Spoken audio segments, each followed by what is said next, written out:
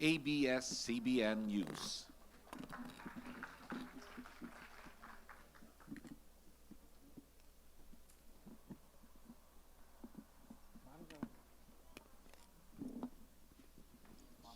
Okay.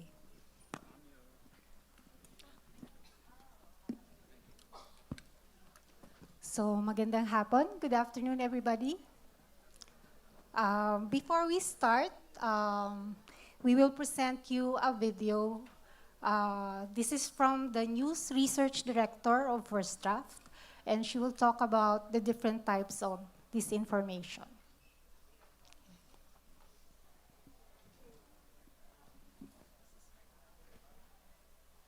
Hello to everyone who's there today. I'm sorry I can't be with you. I wish I could be. I still haven't gone to the Philippines, and it's on my list of amazing places to visit. But I was asked today to talk a little bit about disinformation and the work that we do at First Draft. So my name is Claire Wardle, and I lead a non-profit called First Draft, and we're based at Harvard University at the Shorenstein Center for Media, Politics and Public Policy. And we have been looking into this subject of disinformation for the last 3 years. I personally have been studying and training on this issue for the last 10 years. And I just wanted to talk about the Philippines for a second, not to tell you anything that you don't already know, but what's astonishing to me as somebody who looks at this topic globally, the Philippines is an example of a country that was at the forefront of many of the tactics and the amplification techniques that now we see in the US are the subject of inquiries, are the subject of research, are the subject of potential regulation. And to me, what you have gone through in the Philippines is this incredible case study of understanding how the platforms moved from this technology that can connect people and that we all were so excited about to technology that has the potential to cause such harm and such damage. And so the work that you're doing in the Philippines is so important. And I think, and I often say to people globally, take a look at the Philippines to understand what we might be facing, to understand how the mechanisms of a free press can be under threat so quickly. And so one thing I do at First Draft is to research and to really take seriously the question of definitions. And so if any of you have seen me talk before, what I'll often say is the term fake news cannot be used. It is an incredibly unhelpful phrase. It does not explain the complexity of this ecosystem. I like to talk about information pollution because in the same way as air pollution, you can have low levels of pollution all the way through to pollution with such devastating consequences that it can cause illness. How do we think about the quality of our information? And so we need to recognize that at one end of the spectrum, we have satire. We have information where nobody wants to cause harm. They simply want to start a joke, create a way of people to think differently about a subject. The problem with satire is not everybody understands it's satire, and it can get shared as a form of misinformation with people not understanding that it's inaccurate. We have things like misleading headlines, misleading uses of quotes and statistics. We have clickbait headlines. That is misinformation. That is inaccurate information, but it's not caused or shared to create harm. It's created and shared by mistake. Nobody recognizes that it's inaccurate. Some ways we could say conspiracy theories are a form of misinformation. The people sharing it really believe that it's true. But there's a much wider end of that spectrum, which is disinformation, which is information that is also inaccurate, but it is shared specifically to cause harm. It might be reputational harm to a person. It might be harm in the sense of trying to do damage to a democracy or to change public opinion. And so one of my big concerns globally is that 2018 is the year of governments and fake news inquiries. And what that means is we have politicians around the world suddenly waking up to the fact that this is an issue and believing that regulation is the answer. Now, I would absolutely say that the technology platforms have to be held accountable. They need help in understanding the scale of the problem on their platforms. But the idea that we can regulate fake news when we can't even agree on a definition is really problematic. So the one thing I would say to all of you who are thinking about this issue is that we have to come up with a set of terms that we all share, whether we're academics, policymakers, regulators, the platform companies. We all have to use the same language so that we can all talk about the same issues. And we have to think about, if we're going to take action on a legal footing, how can we potentially avoid unintended consequences? It's very easy to say, well, that's a lie. There must be a way of regulating against lies. The truth is, we're humans, and as humans we gossip. As humans, we often talk about information that we can't be 100% sure is accurate. Do we want to live in a world where we actually think about regulating information in that way? I personally believe in a marketplace of ideas. But how does that measure up in a world where, in a click of my thumb, I can share information with large amounts of people that might not be true? And I'm not saying this is easy. What I'm saying is, how can we as a global society think about ways to solve this? And what you have in the Philippines, you yourselves are an incredible case study in recognizing how damaging disinformation can be, but also recognizing that the steps that your country potentially takes in terms of regulation could have huge repercussions globally in terms of what that means. So I wish I could be there today as part of these conversations. I'm so glad so many of you are there today to talk about these issues. They are tricky, they are thorny, they are not easily solved. But the more smart people can get together and to think about this, the better off we are. This problem is not solvable anytime soon, but it is a challenge that we all face, and we all face it together. So I really hope your conversations today can be about ways that we can collaborate as different communities to think about what's a way forward for all of us, so that we can continue to live in a world where the quality of information is recognized as important. Citizens need to have quality information to make the right decisions, whether that's at the ballot box, whether that's around decisions around vaccinating your child or not, whether that's decisions about where you move because of climate change. All of us are part of this together. So I really hope these conversations today are thoughtful. I look forward to catching up with the quality of your conversations and to some of the things that you've decided. But good luck, and continue to do the great work that you do in the Philippines. And I promise you, there are many of us around the world who look to what you're doing, recognize the challenges that you're working under, and just keep doing what you're doing. So have a wonderful day, and thank you for the work that you're doing.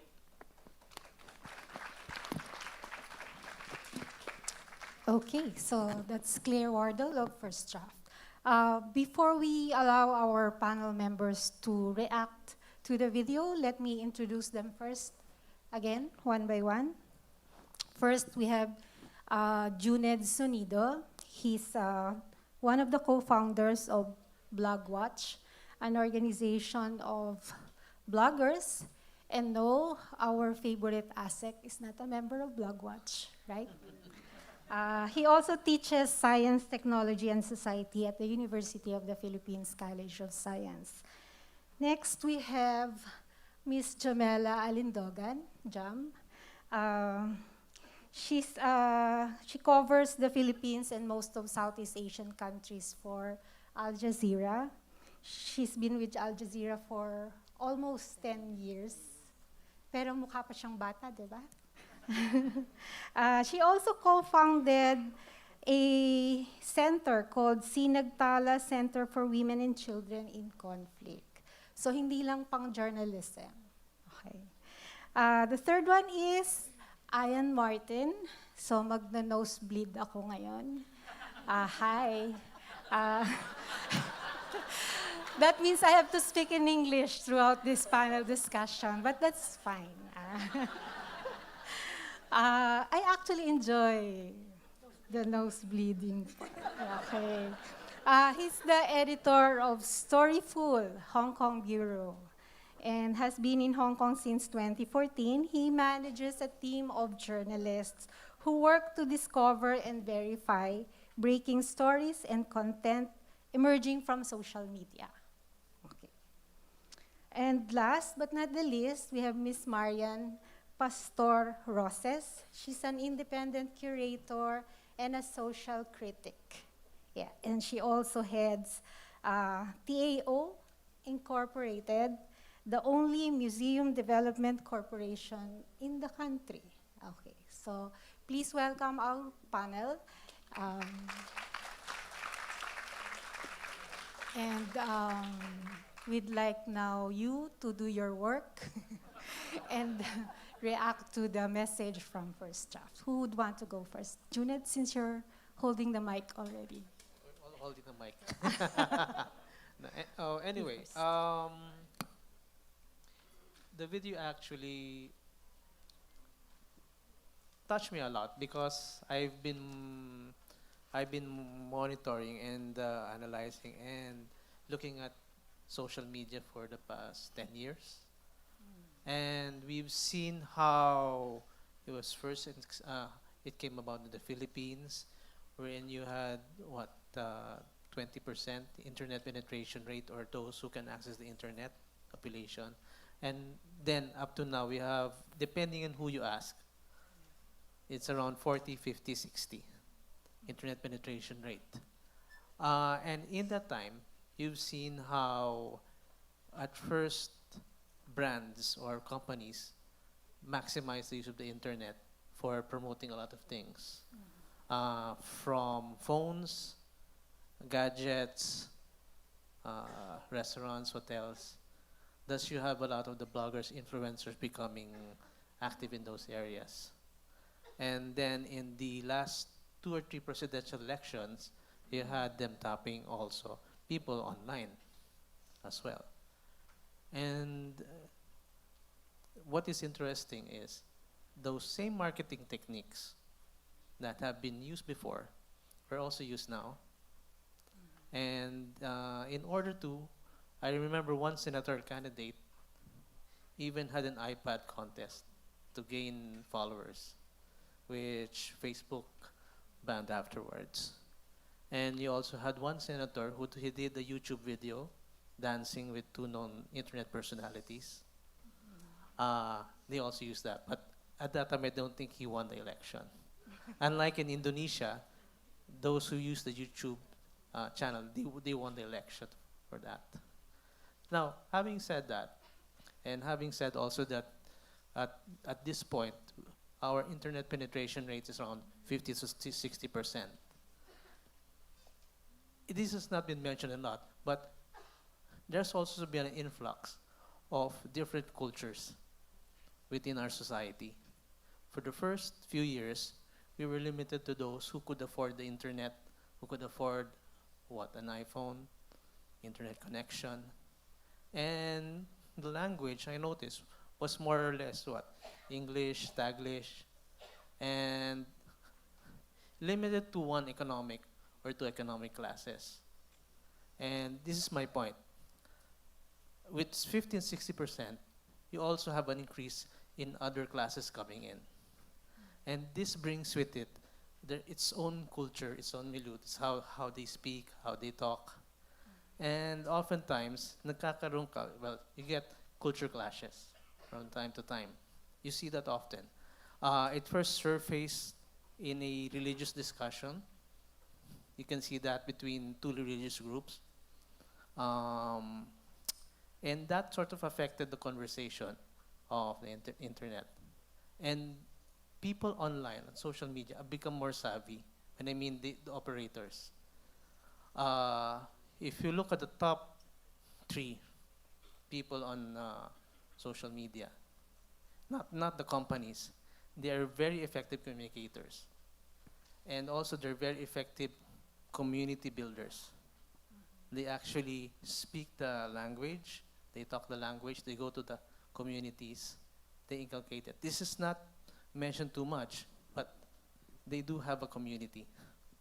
Some of them are disenfranchised before, some are disappointed, but they do have them. And they constantly maintain it.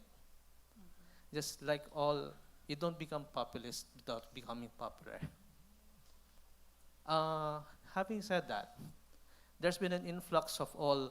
I'm glad that the term misinformation has been used because it differs from fake news. And fake news sometimes is used erroneously, even to quiet down uh, critical views as well. So I'm glad this is for misinformation. The thing is, with misinformation and with the rounds going about with regulation, I'm not actually for it. It is, there's a danger of not only as stifling freedom, but it can also be used as well to silence uh, legitimate criticism. For example, in Facebook, the community rules were used to block out people who were making opinions. I noted this more than twice, thrice, and 4 times. Why? It's not that they control Facebook, but the people know the community rules, and they know how to game it in order for them, for this person or that person to be blocked. Our good friend Ed Linga was blocked twice. Gang Badoy, I don't know if she's here, was also blocked. So it's more or less the know-how of how to game Facebook that you can, and this brings us to most of us are thriving on social media platforms that are not our own. These are owned by Facebook, Twitter, and they have their own community rules. And for me, aside from no regulation, I'm for the marketplace of ideas. But at the same time, there are platforms that are independent and that should be maintained. That will actually make sure that the conversation is still alive. One of the most simplest one is actually a blog. Still, there are no community rules against blogs. There may be legal laws against it, but on the hand, nobody can actually block you from your own blog. Okay, so I would agree with that, and I would also point out the dangers of relying too much on the multinational social media platforms. They are controlled by people outside of the country, and in certain cases, they might be used also to censor people's ideas from other countries. They might have an agreement with the state government in order to control information. Don't forget, when there was in Egypt, when the height of the Arab Spring there, they shut down Twitter, but again, they put it up. And in China, they've been using the ISPs provider in order to control content. In fact, ISP providers are the ones patrolling in China. So I think that's the danger of putting in the dragon of regulation. Okay. Okay. Thank you, Junid. Perhaps we'll go to somebody who's also been harassed several times, just like Ed Lingao. So, Jam. Good afternoon. I'd like to react first to the video. Although it's very broad, it really hits basically at the very core of the issues that we have here. I just want to add that the idea is to basically attack your reputation as a journalist, right? We've seen this happen since 2016. But if you look at the Senate hearings on false news or so-called fake news, we saw how journalists had to basically defend the very existence of democracy. Basic rights such as press freedom, freedom of speech is being questioned by legislators who are supposed to know the law and the essence of the bedrock of our own democracy. We've seen them question that. We've seen journalists, of course, Maria was there, you were there, defend that basic right and basically saying that they will, in fact, hold the line. One of the main issues here, though, is that we have people in government, those who presided that hearing, asking questions like, should we start to stifle or start to control freedom of speech? We've seen Senator Pacquiao go against a government official because they had a personal gripe. And we do realize that basically even government does not know what to do with this issue of disinformation. There is a vacuum. They're still figuring it out. They don't even understand the very essence of our democracy. I mean, I felt that that was mostly them trying to learn from both sides, I think, at best. And that's quite shocking. So we also saw how poorly informed politicians are. I won't mention an area, but I went to several coverage. I've had assignments, and I've gone inside public information offices of government agencies, and I see government officials actually watching false reports online. And this is the kind of thing that we're up against. We've seen government officials, people I know, people I consider my friends, people in the military, share fake stories online. And I don't think they do that on purpose. I think they also fall victim to this information. And if they don't know the difference, then you really have to wonder the general public do not know. What I'm trying to say here is it's very too easy to talk in, like I said, your ivory tower, right? Because I think this is largely preaching to the choir. But there is a need to translate this, what we know here, to the general public. You know, we're talking to reaching out to local government agencies, telling them essentially, even having to explain to them the importance of freedom of speech, the importance of democracy, and even journalism. I've encountered government officials who even question that. We need to translate these discussions in Tagalog so that they reach a level that a lot of people in the provinces do not understand, and essentially just try to get out of this ivory tower. So there's a lot at stake. Like I said, there is a vacuum.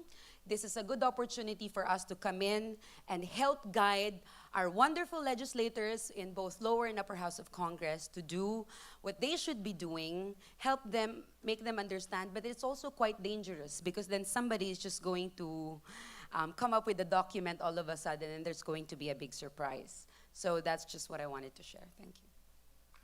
Thank you, Jam. Yes, Marian. She's looking at me. Instead of directly responding, I propose to pull back and out a little bit, outside journalism, in fact, and think a bit about the contexts in which disinformation is deliberately deployed successfully. To do this, I will digress. And I'll digress to Russia, like Maria did, where I happen to have been in the late 80s during Mikhail Gorbachev's USSR. I don't think very many of you still remember the USSR. It was a Beatles song. It was only then, during Gorbachev's perestroika, nearly 3.5 decades after Joseph Stalin's death in 1953, that all Russian people got to know, or were allowed to know, of the scale of murderousness of Stalin's regime. They didn't know, they were all shocked. I went into a Soviet Union where everybody was walking around quite shocked. The impact on the national imagination was severe. For the man and woman on the street, the truth about Stalin was like a wrecking ball that crashed into the infrastructure of Soviet society. I recall that moment of global history to illustrate a point that we may overlook, seeing that we're drowning in what we now call fake news. And it is that control and manipulation of information by contestants for power have been around for a very long time. I mean, think the Holy Inquisition. Without downplaying the impact of the large-scale global players on public discourse today, it may be useful to recall that digital media is only the latest in a long history of various evolving media used by evolving species of power. Perhaps we might explore another way to analyze what we're confronted with right now. Has the control of information been the standard instrument only of authoritarian regimes, is a question that is begged. It bears saying that liberal democracies have been the laboratories of market forces that rig society to behave in ways profitable to those who game the information field. Again, this has been going on for a very long time. This too has had horrific impact on life in general. It has allowed, well, you know this, environmental degradation so extreme, the whole planet faces an existential threat. It has facilitated the creation of extreme wealth, extreme poverty, and extreme challenges to bridge the gap. My suggestion, therefore, is to keep an eye on democracy itself as we analyze all of these things. All of us in this room have lived lives in which we enjoyed institutions that allowed us to both enjoy a relatively free flow of information and the education to critically evaluate that flow. To be able to be critical of power itself, liberal democracy theoretically allows autocriticism. But, as we are witnessing to our shock and dismay, that democratic balance between freedom and the responsibility to think critically, that is the very foundation of democracy, turns out to be fragile indeed. The seductions of authoritarianism are strong where the balance is awry and everything, true, false, and 50 shades of degrees in between, comes at us like an avalanche. Looking squarely at liberal democracy itself, therefore, a few matters have become self-evident to those who are alert. First, democracy only achieves that balance between criticality and pluralism where requisite education exists and where there is no fearful social sphere. And more importantly, the requisite education has to be built on shared definitions of terms, which is what the speaker from Harvard was just saying. So human rights, the term, should have the same meaning within that society. In fact, human, the word, should have the same meaning. And we've just found out in the last few days that human is a word that we don't share the definition of.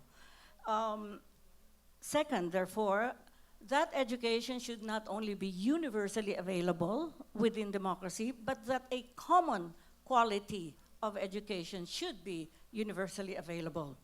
I mean, the Philippines actually is able to educate nearly everyone, but the quality of the education is simply unavailable, and we simply don't have the same definitions of terms, and we're only beginning now to realize the devastating impact of this.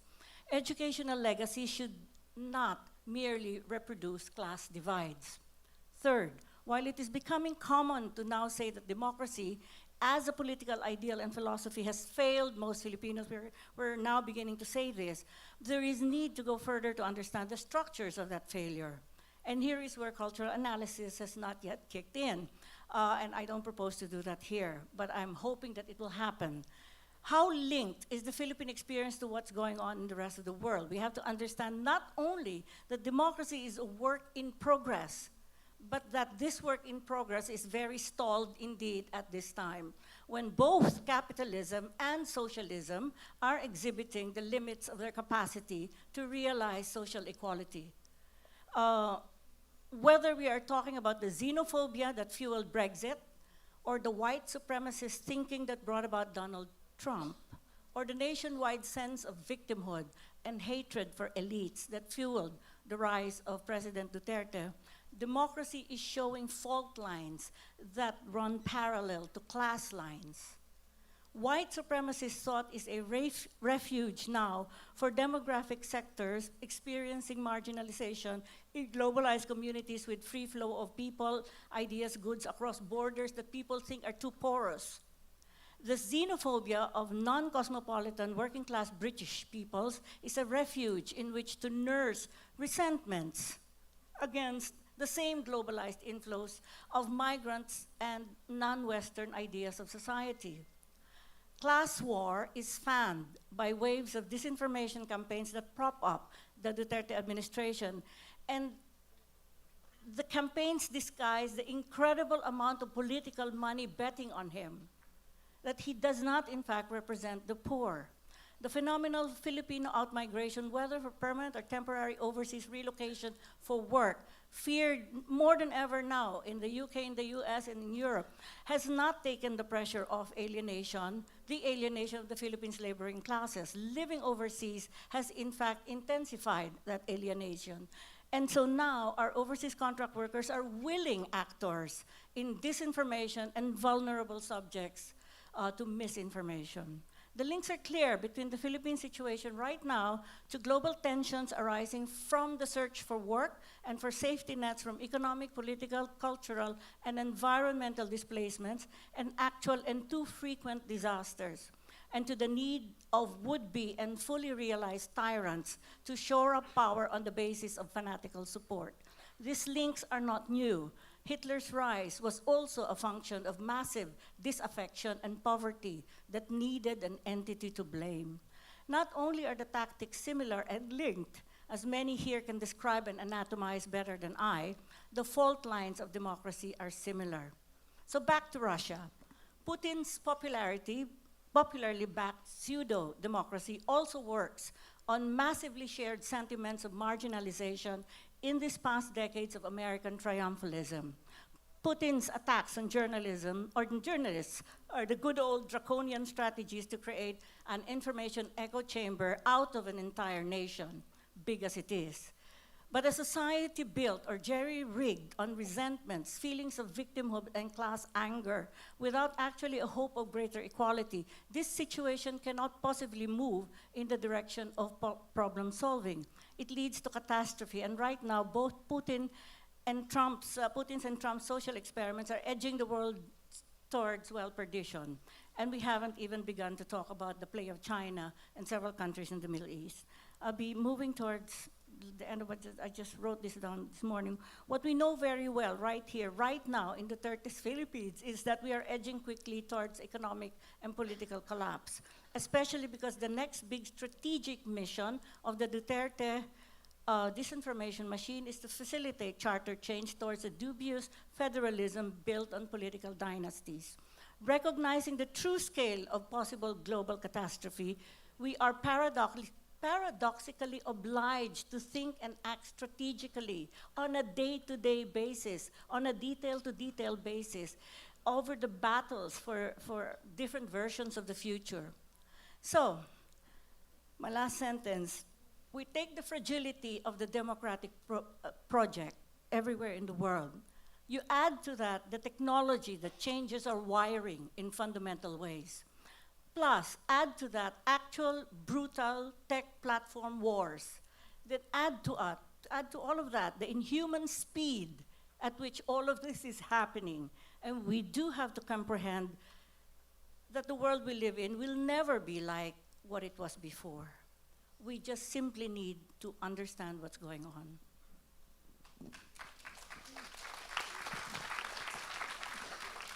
Thank you, Marian. Of course, Iain. Thank you very much, Rowena. Well, I'm left with a very difficult task to follow the other speakers, and also particularly Claire Wardle, who's my former colleague. We worked together in 2012 and 2013 when we were building a startup together, which is now called Storyful. We were trying to help journalists from around the world tackle this issue of engaging with stories that were breaking and emerging on social media, like the revolution in the Middle East, in Egypt, but also to make sense of what this information was, to understand what was real from what's fake. This is still very much an issue and a problem for newsrooms, but sort of obviously the scale of the problem has expanded exponentially. So it's asked here to talk about kind of what is the global perspective of this problem. I'm based in Hong Kong, but we follow stories from around the world, and my colleagues in New York, Australia, London follow these stories very closely. I'm not really here to lecture you here in the Philippines. You know, as Maria Reyes was saying, you've really been on the front line of this problem of misinformation, disinformation. I think you, in many respects, are more advanced at kind of taking a grasp of what the problem is, whereas even in my own country, we're still trying to take a sense of, you know, what has happened, particularly around the conversation of something like the Brexit referendum. But say we see very many similarities with this problem around the world. Even we see the same photos, the same videos, the same stories being shared, being recirculated. We see photographs or a video from the drug wars in the Philippines being republished in Southeast Asia, India, the Middle East, and Europe, being used by extremists to push their own agenda by inserting their own narrative onto a tragic event that happened here in the Philippines. This also happens in reverse of stories being exported to you here. We also see partisans taking advantage of the negligence of the social networks. They're leveraging these tools using bot networks and the algorithms to amplify their message, to drown out dissenting voices, to harass journalists, and to push their agenda. They're interested in drowning out reporting, to divert attention from the facts. I think in many respects to turn people off social media from engaging with news, with facts, which only furthers their agenda of the few rather than the many, the people. I would say there's differences in some of the reporting that we've done at Storyful, particularly around the German election. We've seen a very different media environment, and I think this touches on Marianne's point about this isn't a problem that exists in isolation on social media. It's been fueled by problems within our own societies, potentially with frustrations with our governments or with the media. With Germany, we saw that this issue of fake news, or I prefer to use the term misinformation, disinformation, has less bite there, partly because polarization isn't at an extreme in Germany. You also have people turning to news organizations as their primary source of information rather than relying on social media, as people increasingly do around the world. We also see governments around the world proposing legislation to tackle fake news. I don't need to lecture you that when governments promise to police free speech, that will not benefit journalists or the cause of democracy. I think it also plays into the hands of authoritarians. And if you look at the discussion or the messages from the Russian and the Chinese governments, these are two institutions which argue that the internet cannot be free, it must be policed, and in fact, all debate must be policed. So what are we doing about this problem? We continue to work with news organizations around the world to help shape their reporting, to help them avoid being fooled or caught out by problems that are emerging from social media. Also, increasingly, stories that are emerging from off publicly available social media that exist in sort of what we call dark social media, whether that's within messaging apps or closed forums like 4chan or Discord. We're also working very closely with Claire at First Draft. So recently was in Jakarta in Indonesia to train a group of 20 journalists there. The plan there is to have them go out back to their newsrooms and across Indonesia to train 2,000 journalists on methods of fact-checking and verification in preparation ahead of their regional elections later this year in Indonesia. What can we do as journalists for our colleagues in the room? I think Jamela has excellent points. What we do can't be in isolation.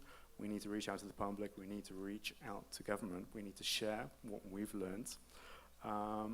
We also need to kind of take the fight, as Maria Reza has been doing, to social media. We can't afford to ignore this. The conversation is happening there. We need to tackle it head on. But also, we need to understand that there are deeper forces at play. We need to understand sort of not all stories appear as they do on the surface. Potentially, we're seeing stories that are being manipulated and being shaped by a central group, and then it's been propagated out across multiple accounts. As we're seeing from Maria's research, this is very common from what we've seen with our own data and analysis that we've done around other stories. This is tough for us as journalists. I don't come from a technological background, but it's something that I've adapted to with my work with Storyful. I think these are all the tools that we need to adapt, but also to shape our reporting. I think the question of how do we re-engage with these people who've let themselves fall into these filter bubbles is being more transparent in reporting, being more accountable in our reporting, focus on evidence and facts-based reporting, trying to win back these audiences. But thank you. Rowena?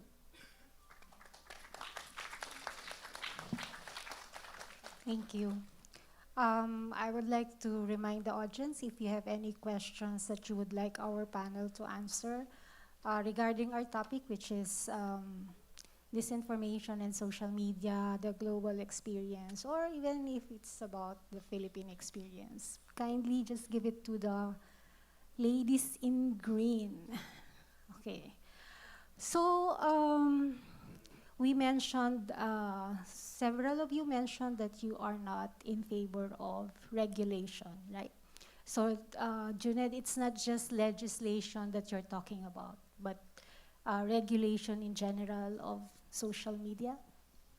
Yeah, I envision and still want a free social media where you can actually interact and talk with each other, air your opinion.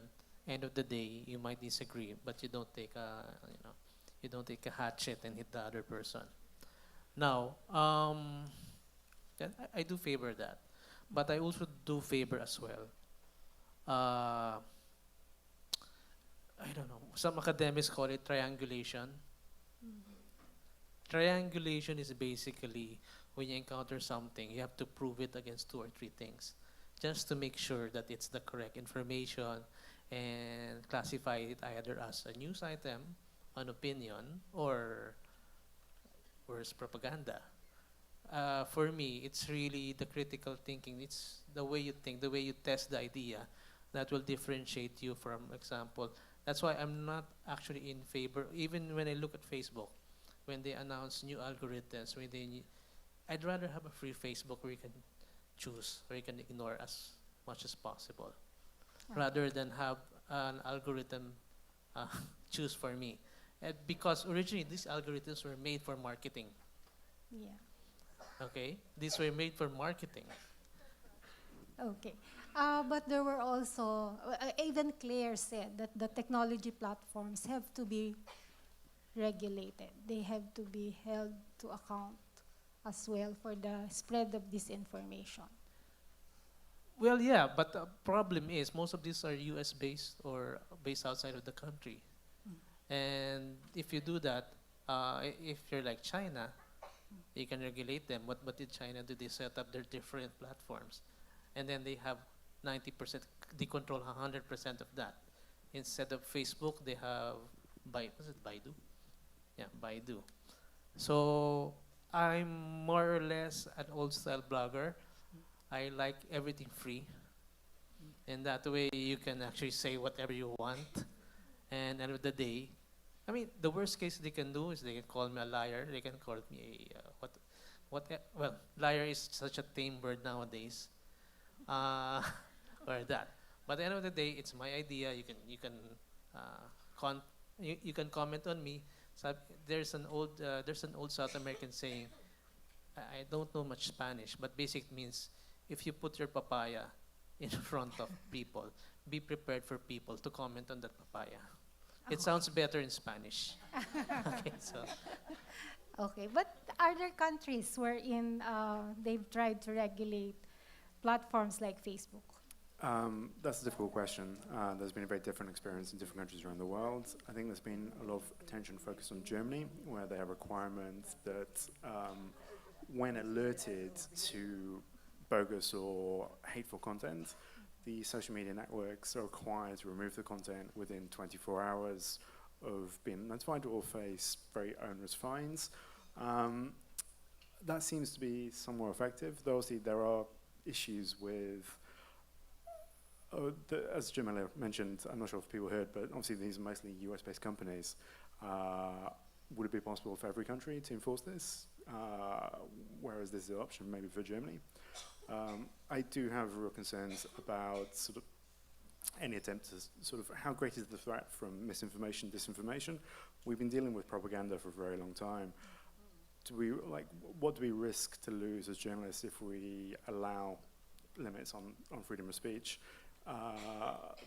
There's a risk there. But I'd also say there's there's a real challenge here for the social networks. In many ways, they're absentee landlords. They have no benefit from having this pollution on their platforms. If anything, we're increasingly seeing advertisers asking, why are our names being linked with this? So I think there's an issue where government, media, and the social networks can work together. But I think in many respects, the social networks have been the last to wake up to the issue. And it's only, I think, particularly if you look in the events of the US election, it's only been after they've been forced to, by government, to analyze exactly what was happening, what accounts were active, they really understood the scale of the problem. We've seen these comments from Mark Zuckerberg in the media after the election. There was no problem with the misinformation, disinformation on Facebook, to the point now where he's taken radical action and has changed the entire format of the news feeds. I think one major issue is who decides disinformation, who labels fake news, right?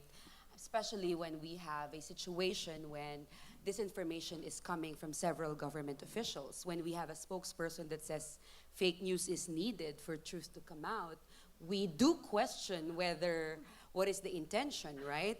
So I don't believe that, regulation is needed. I believe that there are enough laws out there that are strong enough if only they're implemented properly.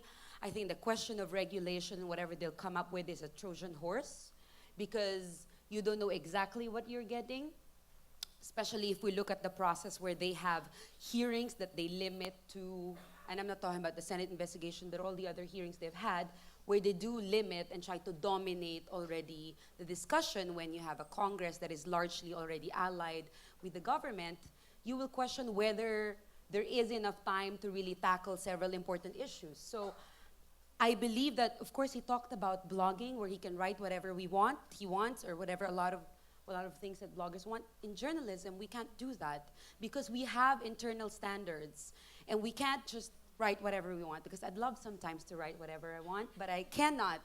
And we do have our own standards, and if we make mistakes, and of course we do, we rectify them, and we are accountable to the public that we serve.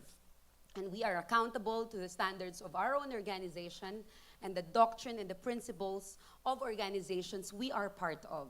So that's not going to fly, We are very careful, especially now, about what we write about. If it's anything, I always say there's no better time to be a journalist, because this is really when we have to sharpen our knives and to keep our head above water.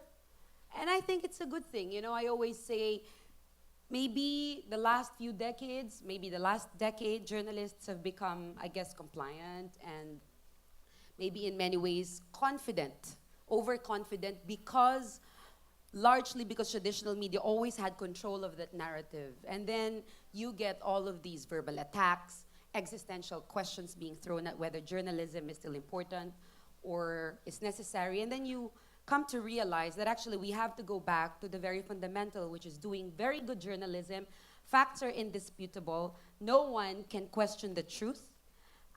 And like I said, make sure that you reach out to those who do not understand. It is so easy to basically close your walls when you are verbally attacked online. And believe me, I've had many attacks on me the last 2 years. But it's very easy to just close your doors and put up walls and say, no, I'm not going to engage. But actually, this is when you have a responsibility as a journalist, as a citizen, to reach out to those people who probably do not understand. Because believe it or not, they would like to understand, but it's just that maybe the exposure that they have is quite different. I have my own family who all had different favored politicians during the elections. They voted for different people, and we don't talk about politics anymore in general. But what I'm saying here is that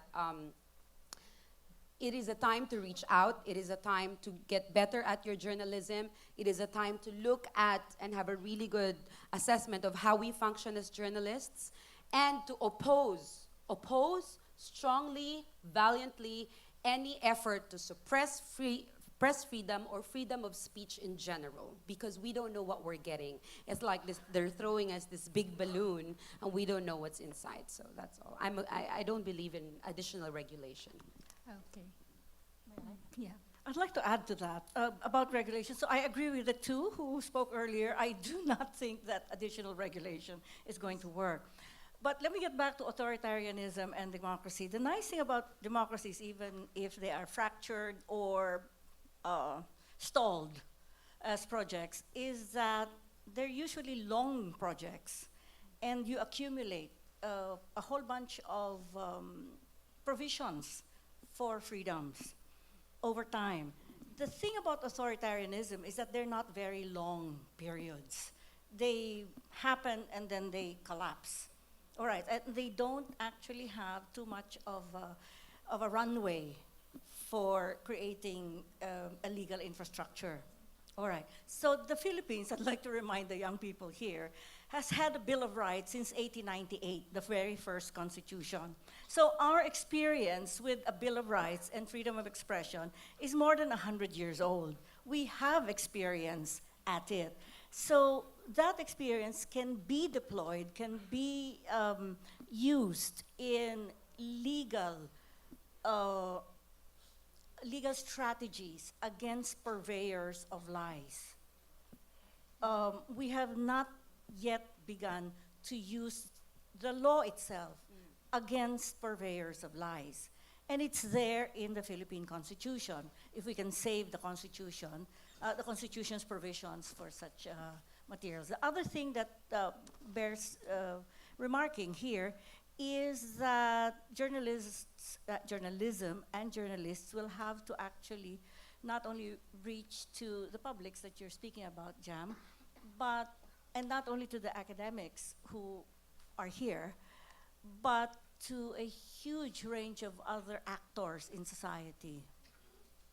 And I'm happy to note that journalists have begun to engage legislators. It's only beginning, but that's necessary as well. Yeah, okay. Thank you very much. We're getting deluge with questions here. I have 8 questions now. So let's answer one of them. Do you think it's ethical to shame and mock someone on social media who distributes fake information? Distributes fake information. Government official or average citizen? Didn't say, so you can choose. I think we need to qualify. I'm just kidding. It depends.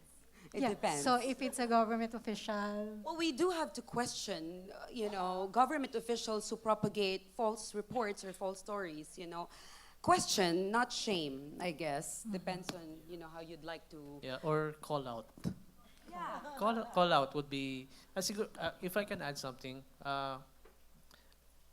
bloggers, this is just a reaction to, bloggers have their own set of ideas and principles. Not all are the same, okay? Yes. Not all are the same, but bloggers do. And if you look historically, I just want to mention this. Probably one of the first bloggers were the pamphleteers. Example of them is Thomas Paine. And also on the other side, you had a man named Von de Witt who anonymously sent pamphleteers attacking his enemies. So you had one person writing the moving essay that moved the American Revolution. On the other hand, you had someone who attacked another person from this. So you have that origin of that pamphleteers. In that sense, you can actually call also Martin Luther when he nailed his thesis on the church door, sort of a blogger because he sort of posted it. And even Rizal was jailed when he went here because they found anti-friar pamphlets in his bag. And he was jailed for 9 days. Having said that, I think calling out is not really nice, but you have to call out. You have to call out the person. Shaming. The problem with that again is the social media. When people jump up on it and you see a shame campaign brought out, and there was a question earlier today about why do people have sort of different personalities, and sometimes it has to come with a distance from human to human interaction. People are more violent when there's no one behind them, so you can just the keyboard and the screen, and you can actually shame But in person, you can't really do that. So In- there's the level of anonymity. There's a level of anonymity as well. There's a level of anonymity. It's also a little bit of psychology. When you are sort of separated from people and you see only a screen, and you feel, oh, I can get away with this anyway. Rowena doesn't know me; she won't look for me, right? So it's there. And if it's somebody public, oh, he won't know me. That's it. I think there's a question of categorization. Are you dealing with somebody who's intentionally sharing misleading information, or is just wrong, or just sharing an opinion you disagree with? I think you also need to kind of recognize the sort of the power and recognize the responsibility you hold as a journalist with a platform, with the organization, with your following, and sort of punching down is not very seemly and doesn't really do with a platform, with the organization, with your following, and sort of punching down is not very seemly and doesn't really do very much to improve the public discourse or to maybe change opinions there. I think there is a case definitely when you're dealing with government officials or people who intentionally posting deceitful information or hateful information. There is definitely a case for them to be held to account and called out, but there's a way to do that in a civil way. And that's, I think, the topic of the very first panel, wherein you had the president as a source of disinformation. Okay, so let's have another question. How do you disincentivize the spread of falsity without infringing on freedom of information or freedom of expression? How do you disincentivize the spread of falsity without infringing on freedom of expression? Who wants to answer? Maybe Iain again. This is a really, really tough question. I wonder who's asking that. This is something we're all grappling with, and I think it's a particular issue here in the Philippines where you see people who've been elevated to government office after being engaged in, let's just say, misleading information posted online. I think the answer is transparency, radical transparency, and accountability, and the media is part of that. And our role in social media is to make sure that when people make statements or make claims, that they're accurate. If they have a platform, that they're held to account for their statements and those claims, and we check them. Obviously, people can still build a following even though they are, and can monetize that even though they are being challenged and questioned by the media. But this is a tough question about how you can limit this. I would like to say that you can have many competing views in a social media ecosystem, but obviously at the moment you have extremes where abuses exist. Yeah. I think it's something to do also with the frame of mind of the person reading or receiving the information. And I think you have to demand from whoever posts, if you post something something serious and something also sensitive, to prove his point. To ask, you have the right to ask for proof. You have the right to ask for, where did he get this? Did he get this from an article from 2013 that he just put now, or did he get it from another? So you can have you have the right and you have the mindset to question always. Where did this come from? Why did the person do this? And if you're brave enough, tell it out. Call it out loud. Call it out. I mean, if you want to, the term was desensitize.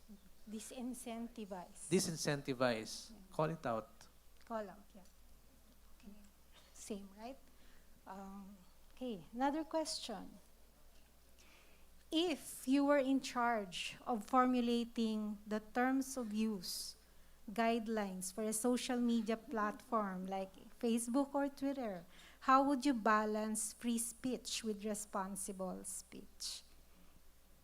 I'll have a go. Jam? Yes, go ahead. Very short go at it. You really have to look at the people paying the large sums of money to do something on Facebook. And there have been large sums of money that changed hands with Facebook. That you have to, the word is not regulate, but if you had the power to do something about that, you should do something about that.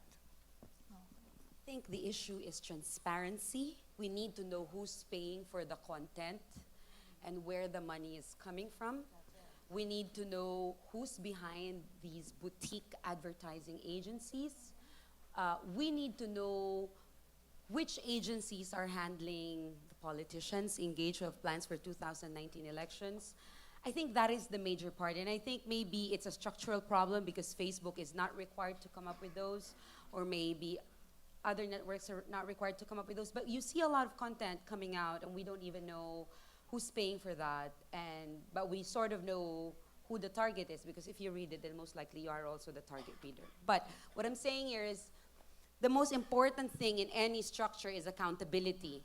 If something clearly is coming out, then we need to know who's paying for that. And I'm just talking about paid content, paid news. Really, transparency and accountability. So I think that's just one way you can, in many ways, regulate it, because then at least people know who's behind it. Okay.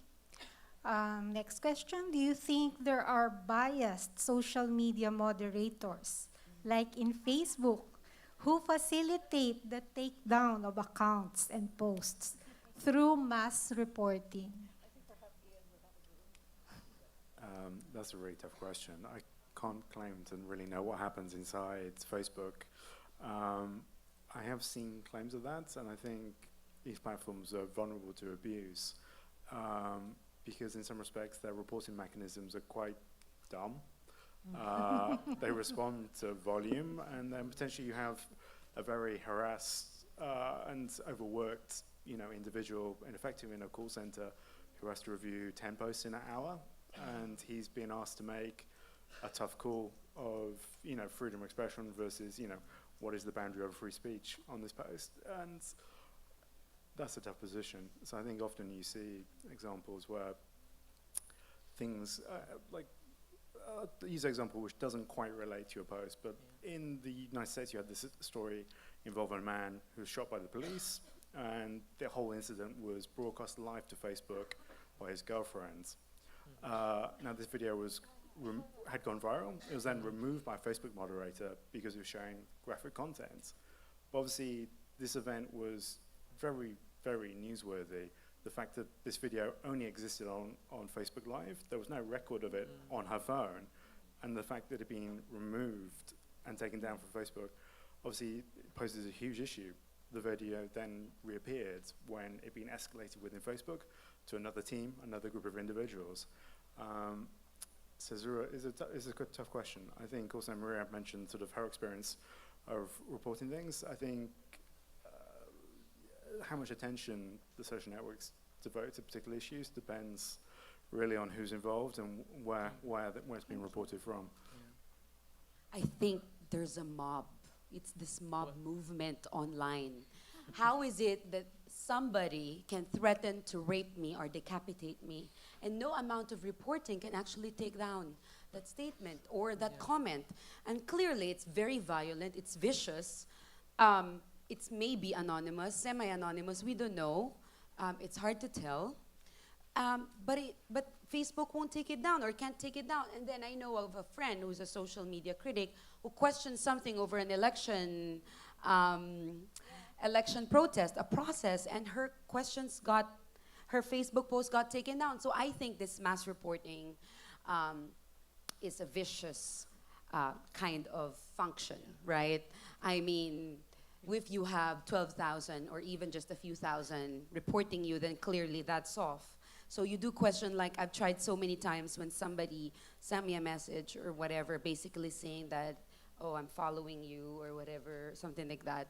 And I try to report this person as abusive, and then Facebook tells me, oh, we did not see any violation being committed. I'm sorry you felt that way. I'm sorry I felt that way. He's going to follow me around. So Yeah. So I think it's a mob mentality. It's a mob rule, and people who are after journalists, after voices from the opposition, those who are critical, um, those who are after have found a solution. They found a mechanism that works in their favor, to basically control the narrative online. Yeah. So it's not necessarily the moderators. It's I don't using, think so. I heard a no over there. I mean, I'm sure based on her scientific, yes, probably, but from my own experience, it cannot be the moderator Well- because basic principles or basic decency dictates that a threat of rape is offensive. I don't know why that is not taken down. Yeah, I think Reno, you have to also consider, aside from, it's someone who knows the community rules. If you know the community rules, you can actually jerry-rig it to make it, for example, if you're in your post, then one of their people utters a, what's this, a swear word or a violent word, then this person reports it, then it could happen like that. Or you're talking about, it could be organic, or it could be also be something uh, software assisted. Let's call it software assisted. It's just Facebook is only one SIM registration away. How much is one SIM? 50 pesos. So if you have a budget of 10,000, 20,000 pesos, you can have your army already with your Facebook and your software ready there.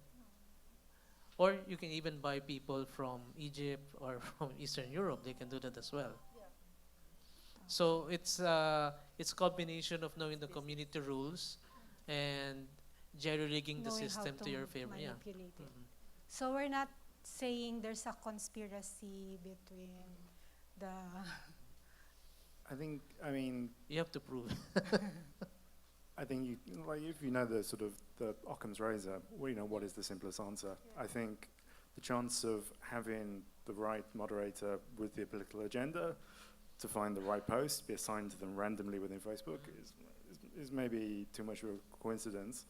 But I think more just having that overworked person who's confronted with 20,000 reports and is under pressure to make a decision in 5 minutes before moving on to the next violation. I think they probably make a quick decision and err on the side of caution, even though that may not be the right decision for the platform, for the media, for society. But yeah. Wayne, which is why I keep moving outside what seems to be the core of the problem, which it seems to be inside Facebook. It seems to be inside this cesspool. But that cesspool actually exists within society. And if we go back to the previous question about if Rowena Paraan is the head of an agency, what would you do for this situation? I can see you creating within society itself a culture of truth-telling that actually can be done programmatically by heads of agencies who are keen to see that the cesspool is not the only thing. There's a bigger society outside. Okay. Another question? Jam talked about the need to translate messages for non-English speaking local communities. January said that internet penetration is still limited in the Philippines. Given this, what specific actions can be done to spread the message to the non-English speaking but potentially disinformed Filipinos? I can't do it for the organization I work for, clearly, but I think for local networks, especially those online, a lot of the special reports that they come up with can be translated to Filipino. And I think that's quite critical. You will gain more traction with the reporting, and that's just very basic, basically. Another way to reach out, I guess, and we've already talked about this with John and so many media nations we've had, is to really come up with a strategic media education plan, media literacy plan. I mean, really not just going to universities, but going to government agencies, going to public information offices and engaging them and telling them, look, your agenda is to advance the government's agenda or your agency's agenda. My agenda as a journalist is to get to the truth. However, we have something in common, and what is that? It's that we're both accountable to the public that we serve. And this is where we can meet in the middle. So stop with your nonsense. No, I'm just joking. They're not doing nonsense, they're doing good work, some of them. What I'm just saying is to engage not just those in universities, but also those in government. You know, those working in, you know, local government agencies, those in the provinces, engaging them, getting them informed. It takes a lot of time and it takes budget, you know, and that's what we don't have at the moment. But I think we do have a voice. So I think that's one way. The only suggestion I can have is to at the very least, translate some of the articles in Tagalog. I think GMA's been doing that already. I think we need to do more of that. Yeah. You know, what's interesting, we do have only 50%, 60% internet penetration rate, but most Filipinos have phones, even old smartphones. And this is interesting. For example, in one of the local islands where they have to ferry in water, they do have smartphones. And what they do is they download stuff from the mainland. So they go to the local internet shop, they ask them for this movie, and it's downloaded. So there's actually a chance to use that almost ubiquitous device, find a medium, you can actually put news, or even not even news, a campaign for at least critical thinking, even under drama format. You can actually do that. ABS-CBN has AM.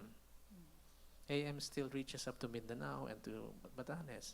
But aside from that, involved with hackathons, you can use the smartphone.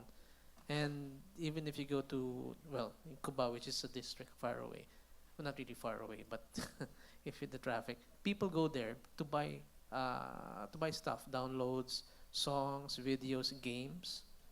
And they found out that with games, you can actually educate more people with games.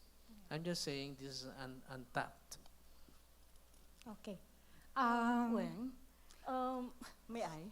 Or very, very quickly, I don't want to let the question go without actually pointing out that there is a core that frightens me about literacy programs and teaching the poor how to think better, because there is a core of real, I won't say contempt, but a real, it's not disconnect, there is a disconnect, but there's a contempt for the poor. It's a class And thing. and it is a class arrogance to actually have as your knee-jerk reaction to problems to teach the poor. I think the poor know more and understand more than we think they do.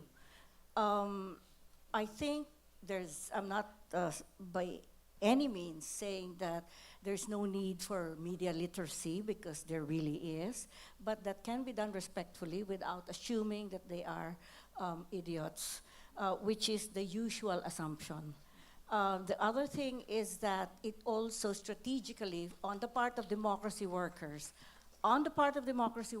there is always the need to strategically think that it doesn't work for you to label and tar an entire population as bobo, because it's not going to work for us. It's really going to lead to catastrophe.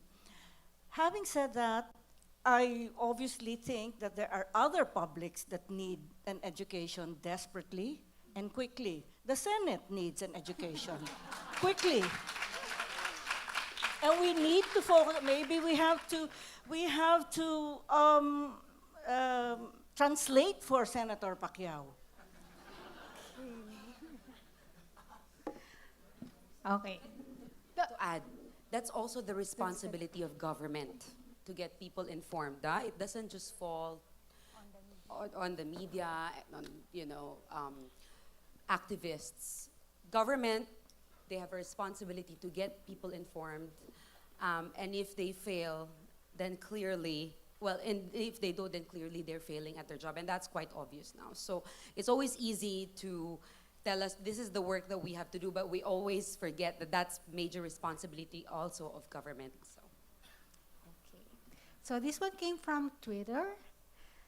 So at what point do we link the discussion on disinformation with the long-standing issues that are just aggravated by the lack of access to information? So the link between the disinformation and the problem with access to information. Who would like to take this? Junet? Yeah. Well, actually, the disinformation is actually to those already connected. Those not connected, there really is a need for them to connect, but at the same time, also be aware of how they communicate, understand their culture as well, so that when they come in prepared, will be prepared. Now, for lack of connection, that's a tough one because that would require large government spending or freeing up the telecom industry. And even now, what do we have? A sachet internet. I don't know if most people here get their internet from their house or from the university but for ordinary people, it's usually what? Coffee shops, libre. A free coffee shop, or sometimes at work, when, lunchtime, Makati area, the internet use peaks up because a lot of our people are on their break. So it's really a big problem. And what I can see is from the point of we have to pressure and also look at how this is progressing. It's not just connection for everyone. It's just putting it in barangay. It's putting it in the hands of ordinary persons at all levels. You want 100% internet penetration, but right now we're at what, 50, 60? Although we have to clarify that being connected doesn't automatically mean having access to information. Yeah. Because even your access a video demands fast internet speed. And transparency on the part of Yeah. government. So Yeah. they have to Even the free give that FB, access. you are already entering the area of net neutrality there. So that's another problem. It's a complex thing. Okay. So this little girl in front of me says, it's almost time, so I think I'll give each of the panelists to say their last message for the audience. So I think what we've seen basically is that the report of Maria was quite interesting because it says majority of the attacks are against female journalists, members of the opposition. Clearly, when they cannot attack you for the work that you do and the reports that you do, they attack you for how you look, they attack you for your gender. This is nothing new. I mean, there was always a level of misogyny there, but it was never this obvious or upfront, right? I consider all of these things now, all these online threats and speech, a distraction.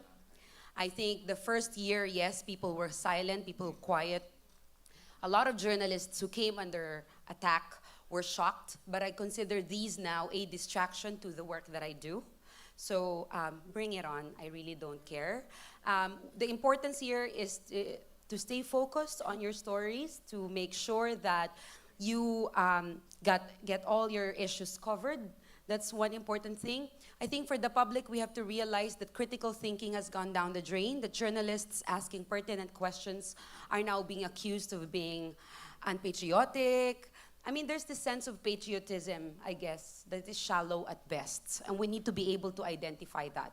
The journalists who ask questions are not traitors of their country. We are just simply doing our job. And so we ask the public to help us help them, you know, and to always stay focused, basically. So that's it. That's all that I just wanted to share.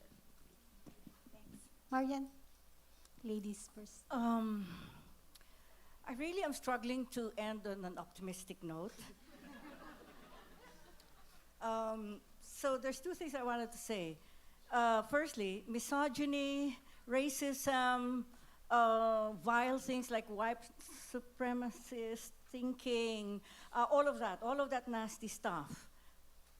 I have a feeling in my gut, please don't ask me what scientific proof I have, beyond gut feel, that it's almost like a wounded animal.